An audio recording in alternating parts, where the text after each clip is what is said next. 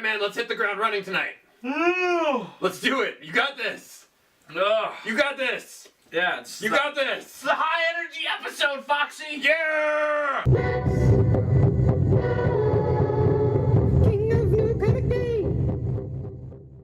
Hello and welcome to another exciting episode of the Max's Super Awesome Comic Review Show. Last week we did a review of graphic novels coming out. Not really a review. We just did some of our favorite graphic novels that were coming out. We have another fat stack of great books that came out this week. Yeah, right. There was like a lot of them. So first up on the list is Superman Doomed hardcover.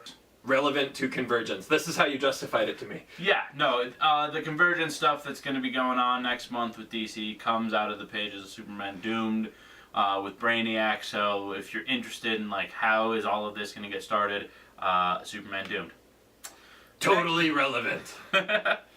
Next up on our list, we have three beautiful, beautiful paperbacks from Image. They're all textured. Did you notice the low one was too? Oh yeah. Look at that texture. First up is Low Volume 1. Finally out. We reviewed the final issue of that arc not too long ago. But yeah, it's amazing. Definitely check it out. It's how much? $9.99. Next up, it is Criminal Volume 3. These beautiful reissues with the monochrome covers. Great series. We've also talked thoroughly about a few of those issues as they've come out. Next up, we have Wayward Volume 1, another $9.99er. It's another, for $9.99, this feels like a hell of a good paperback. And the new issue of Wayward actually came out today too. So yeah, simultaneous release of trade paperback and the following issue. Yeah. They're really outdoing everyone now. Yeah, no, crushing it. Who wins? The fans. Yeah, people that like good comics. And Image, but the fans mostly. Mostly the fans. Next up on our list we have Nemo, River of Ghosts. This is the third and quite possibly... Yeah, I think it's the final in the Nemo's Daughter trilogy. Yeah. Well, if it was a trilogy, it's definitely the final one, because it's the third one. Anyway, Kevin O'Neill's art on that series, if you haven't looked, go look. It's not wrapped up in plastic, so... But speaking of things that are normally wrapped up in plastic, the last of our collections today... Yeah, we don't normally do number ones for graphic novels, but we're gonna do it. This is number one, for sure. The bigger, harder sex criminals. Big, hard sex criminals. First 10 issues, in a hardback, oversized. So, in case you're like, man, I can't take that to the park and read it. Or read it on the bus. Or read it on the bus, or read it at work on my lunch break, because it says bigger, harder sex criminals on the cover. You can actually take Down Boy. When is it a good time to euthanize your pet? Is it ever not a good time? Brought to you by Dr. Matt Frampton and Chad the Darky. Don't be ashamed of your pet killing game. Only Hitler loved dogs and all cats are assholes. Which is true. I think we can all agree with that. Yes, we can.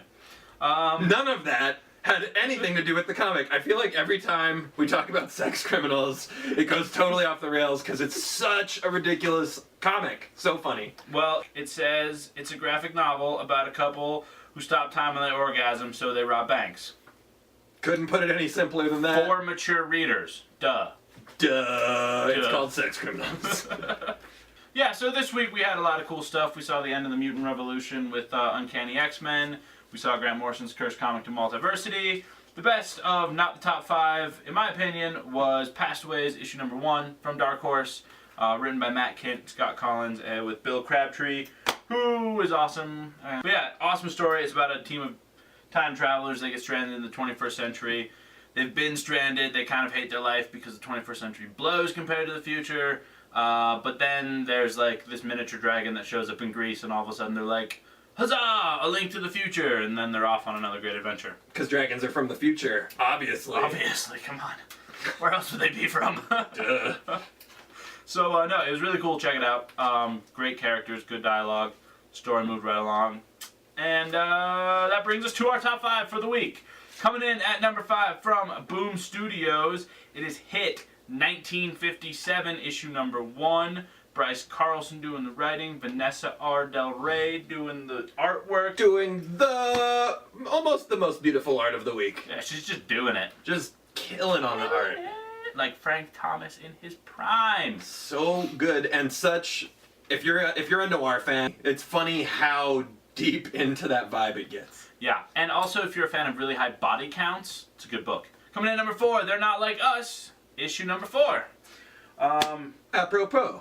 Yeah, right. It kind of took me by surprise. There was a bit of a tongue twister.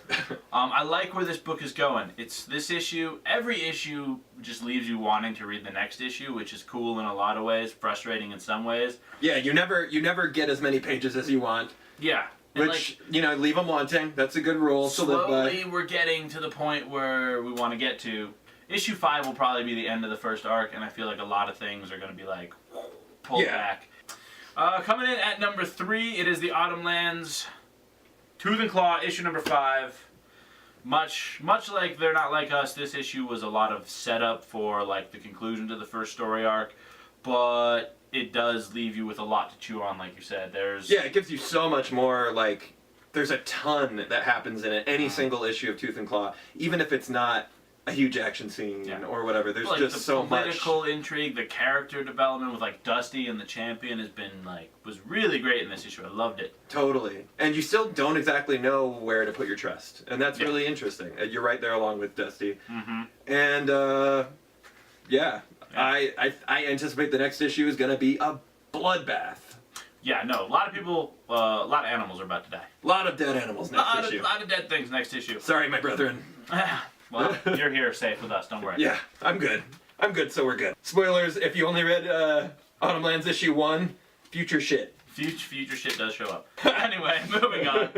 Coming in at number 2 this week, this book blows me out of the water. I can't believe we skipped it the week that the number 1 came out. Yeah, that was a bad call. Right. We both looked at the solicitation preview art for Suiciders number 1. We skipped it that week, but then we ended up reading it the next day and blew us away. It totally would have been on the top 5, and so... Might have been number 1 that week. It might have been number 1, because the really fantastic first issue. Oh yeah, we're talking about Suiciders issue number 2, by the way. Coming in at number 2. Coming in at number 2. A lot of appropriate numbering today. Yeah, that's kind of how we did it this week. Am I not supposed to say that? No, do not give away our secrets. No, it's just awesome world building. Bermejo's art is just...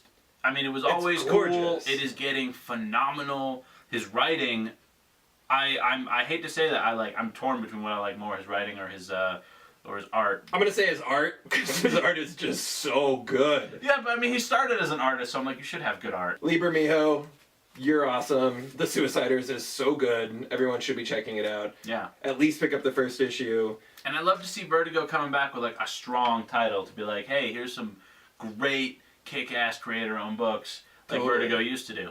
And it's, Gladiator meets Escape from New York. That's pretty apt. Yeah, but it's more serious than, it's more on the Gladiator side than the Escape from New York Not with side. the 80s camp that Escape from New York came with. It is campless. Campless. Well, there are refugee camps. Yeah. So it's different. Anyway. There's a big wall across Los Angeles. Poor people versus rich people. Blood sports. Yeah! Coming in at number 1... Rumble, issue number 4, is number 1 of the week. In a book that is, like, with every issue, continuing to climb, like, the ladder of favorite books and just great storytelling. Humorous, witty, epic, and thought-provoking, all wrapped up in 32 pages with amazing art to go along with it. Totally, yeah. It's like, there's nothing this book isn't doing well. Yeah. Makes me laugh out loud multiple times per issue. And yeah, it made us stop and think a little bit too, like, oh, what did we just laugh at? Yeah, we laughed at a few jokes, and then like the next line it addresses what you laughed at, and you're like, how dare you? And we're like, oh man, right? I feel like a bad person now. We shouldn't laugh at that kind of joke. No. Yardstick. It's still a good joke. Sorry, Yardstick. Sorry, Apache. Apache, yeah, sorry. It's a good joke though.